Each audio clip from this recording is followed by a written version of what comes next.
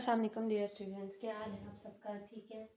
अच्छा जी, तो हम लोगों ने लास्ट टॉपिक पढ़ा था फ्रीक्वेंसी, टाइम पीरियड, एम्पलीट्यूड और वेवलेंथ के बारे में। अब हम लोग स्टार्ट करने जा रहे हैं कि frequency and time period of waves के बीच में क्या रिलेशनशिप है। ठीक है, हम लोग जानते हैं कि फ्रीक्वेंसी का क्या फॉर्मूला है, एन बाय टी। एन मतलब number of waves passing through a point and T मतलब time taken by waves to pass through that point. Time period क्या होता है? टाइम पीरियड है जी टी बाय एन। टी क्या है? Time taken by waves to pass through the point, and N का मतलब है number of waves passing through that point. ठीक है। अच्छा जी, अब हम इसको स्टडी करेंगे कि इन दोनों के बीच में क्या रिलेशनशिप है, फ्रीक्वेंसी और टाइम पीरियड के बीच में।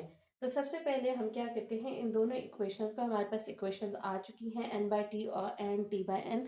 इन दोनों को हम क्या करेंगे, हम इन दोनों को मल्टीप्लाई कर लेंगे। मल्टीप्लाई करने से क्या होगा, एन एन के साथ कट हो जाएगा और टी टी के साथ कट हो जाएगा। हमारे पास क्या आंसर आ जाएगा? वन आ जाएगा। अब वन आ जाएगा तो इस वन को हम दो तरह से लिख सकते हैं। फ्रीक्वेंसी, अगर हम लोगों ने फ्रीक्वेंसी फाइंड आउट करनी है तो हम वन बाय टी कर सकते हैं, और अगर हमने टाइम पीरियड मालूम करना है तो हम वन बाय एफ कर सकते हैं। इसका मतलब ये है कि फ्रीक्वेंसी जो है वेव की, वो इसके टाइम पीरियड की क्या होती है? इनवर्स होती है। इनवर्स का मतलब ये होता है कि अगर एक चीज ज्यादा है तो दूसरी चीज क्या हो जाएगी? कम हो जाएगी। अब जैसे कि आप लोग अगर डायग्राम में देखें तो दो तरह की हमें वेव्स नजर आ रही हैं। एक में जो है नंबर ऑफ वेव्स ज्यादा है, ठीक है, और एक में क्या है, नंबर ऑफ वेव्स कम है। अभी एक मीडियम के थ्रू पास हो रही है, लेकिन एक में क्या है, एक में फ्रीक्वेंसी ज्यादा है और नंबर ऑफ वेव्स भी क्या है, ज्यादा है। तो नंबर ऑफ वेव ज्यादा है तो क्या होगी, उसकी फ्रीक्वेंसी हाई होगी। और अगर नंबर ऑफ वेव्स जो है वो कम होंगी एक साइकिल के अंदर, तो क्या होगा, उसकी फ्रीक्वेंसी भी लो होगी। ठीक है। और अगर लो होगी तो उसको टाइम भी ज्यादा लगेगा पास होने के लिए, और फ्रीक्वेंसी जितनी ज्यादा हाई होगी, नंबर ऑफ वेव्स जितनी ज्यादा हाई होंगे, उतना जो है उसको कम टाइम लगेगा पास ऑन होने के लिए। इसलिए कहा जाता है कि फ्रीक्वेंसी और जो टाइम पीरियड है वो एक दूसरे की क्या है, इनवर्सली प्रोपोर्शनल होते हैं। Now we will move on to our next topic, relationship between amplitude and frequency of wave. अब हम नेक्स्ट हम पढ़ेंगे कि एम्पलीट्यूड और फ्रीक्वेंसी ऑफ वेव के दरमियान में क्या रिलेशनशिप है। ओके जी स्टूडेंट्स, तो न्यू टॉपिक है हमारा relation between amplitude and frequency of waves. ठीक है, अब हमने पता करना है कि जी एम्पलीट्यूड और फ्रीक्वेंसी ऑफ वेव्स के बीच में क्या रिलेशनशिप है। जैसे हम लोगों ने पढ़ा कि फ्रीक्वेंसी और टाइम पीरियड के बीच में क्या रिलेशनशिप था। अब सबसे पहले अगर आप लोगों को थोड़ा सा याद हो, नेक्स्ट प्रीवियस लेसन में हम लोगों ने एम्पलीट्यूड के बारे में पढ़ा था कि एम्पलीट्यूड क्या होता है। एम्पलीट्यूड हम दोबारा रिवाइज कर लेते हैं। एम्पलीट्यूड क्या होता है? मैक्सिमम डिस्प्लेसमेंट होती है। कोई भी जो पार्टिकल वाइब्रेट कर रहा है वो जितना डिस्प्लेस किया जाता है अपनी मेन पोजीशन से, और जब कोई वेव उसमें से पास कर रही होती है तो उसको क्या क्या कहा जाता है? एम्पलीट्यूड कहा जाता है। कोई भी वाइब्रेटिंग पार्टिकल है, वो कितना डिस्प्लेस कर रहा है, मतलब अपनी जगह से दूसरी जगह तक कितना डिस्प्लेस हुआ है अपनी मेन पोजीशन से। ठीक है, जब उसमें से कोई वेव पास हो रही है, जब भी कोई वेव पास हो रही है उसमें से जो भी कोई वाइब्रेटिंग पार्टिकल मूव हो रहा है अपनी मेन पोजीशन से, उसको क्या कहा जाता है? एम्पलीट्यूड कहा जाता है। आई होप कि आपको ये एम्पलीट्यूड का कॉन्सेप्ट समझ में आ चुका होगा। अगर अगर आप ये दो एग्जांपल्स में देखें, दो तरह की वेव्स बनाई हुई है, रेड और ब्लू वेव्स बनाई हुई है। ठीक है, अगर आप इसमें देखें तो एक में एम्पलीट्यूड जो है वो ज़्यादा है और एक में एम्पलीट्यूड जो है वो क्या है, कम है। ठीक है। और कोई भी जो वेव होती है उसका एम्पलीट्यूड किस तरह हम मेजर करते हैं कि उसके अंदर कितनी एनर्जी है।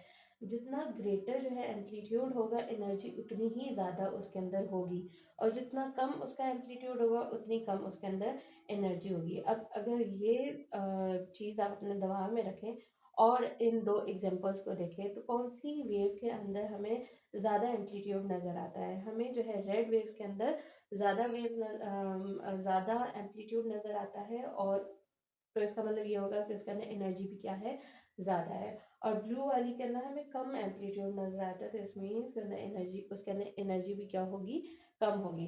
नेक्स्ट हम टॉपिक पे आ जाते हैं जी, frequency of wave. Frequency of waves क्या होती है कि कोई भी नंबर ऑफ वेव्स एक पॉइंट से जब वो पास हो रही हैं, तो एक सेकंड के अंदर जितनी भी वेव्स उसमें से पास हो जाएंगी, उस पॉइंट के अंदर से उसको कहा जाता है फ्रिक्वेंसी ऑफ वेव। ठीक है, जितनी ज़्यादा हायर फ्रिक्वेंसी होगी और उसमें से उतनी ज़्यादा वेव्स जो है पास हो सकेंगी, और जितनी कम उसके अंदर एनर्जी होगी तो क्या होगा, उतनी लोअर फ्रिक्वेंसी जो होगी उसकी होगी, और लो नंबर ऑफ वेव्स भी इसमें से पास करेंगी। अब अगर हम लोग इसी चीज़ को कॉन्सेप्ट को अपना माइंड में रखते हुए ये दो एग्जांपल्स रखें, रेड और ब्लू वेव देखें, तो उसके अंदर क्या है, फ्रिक्वेंसी दोनों में एक में ज़्यादा है, एक में कम है।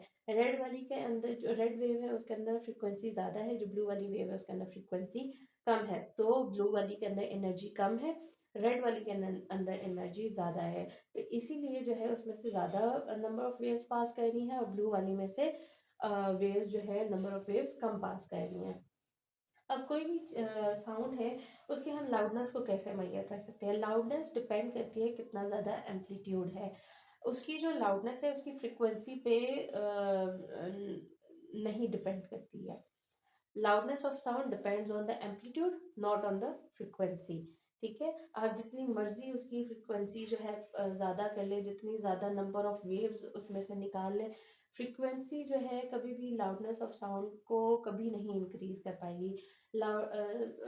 साउंड तभी लाउड होगी जब एम्पलीट्यूड जो है वो ज़्यादा किया जाएगा। ठीक है जी, ये क्लियर हो गया आप लोगों को कॉन्सेप्ट। नेक्स्ट जो है हम लोग पढ़ेंगे कि जी साउंड वेव्स और उसकी प्रॉपर्टीज़ क्या होती हैं।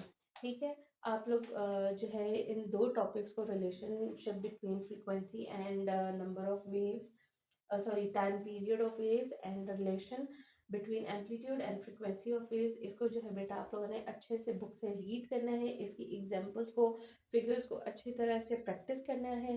कुछ समझ में नहीं आता तो इस वीडियो को आप लोग दोबारा देख सकते हैं और इधर से दोबारा उसको समझ सकते हैं, फिर जाके उसको बुक से रीड आउट करें। कुछ समझ में नहीं आता है तो I am always here, you can comment down and let me know your questions. We will figure out your questions, we will solve all your queries, and we'll meet in the next video. Thank you.